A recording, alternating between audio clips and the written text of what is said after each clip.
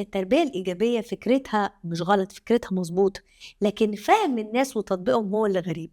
يعني هتلاقي حضرتك تربيتك لأولادك كانت تربية إيجابية، بس ما قلتيش أنا بعمل التربية الإيجابية، يعني تقصدي إن هي جزء منها شوي وشوي وفهم سطحي. مم. يعني لكن هي التربية اللي انت ربيتيها لأولادك غالبا هي التربية الإيجابية اللي هي مبنية على الثواب والعقاب وتعليمهم ومش بس كده، انك انت تقبليهم زي ما هم. يعني مرة سألوا سؤال، يعني حاجة أنا بحبها، قالوا ايه من هي الأم المثالية؟ قال لك ما فيش حاجة اسمها الأم المثالية، في حاجة اسمها good enough mother، الأم الجيدة كفاية. ايه الأم الجيدة كفاية دي؟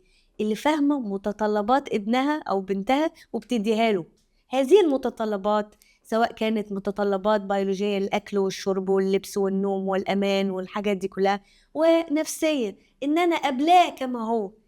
قماشة، الأم الكويسة قماشة، إزاي أجيب قماشة وأفصلها تطلع أحسن حاجة منها؟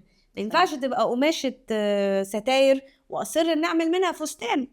هو ده اللي بيحصل، إنه الأم أنا ناوية ده يبقى من الأوائل. يا ستي مش يمكن إمكانياته رياضية، يمكن إمكانياته إبداعية. صحيح. خلاص هي دي التربية الإيجابية.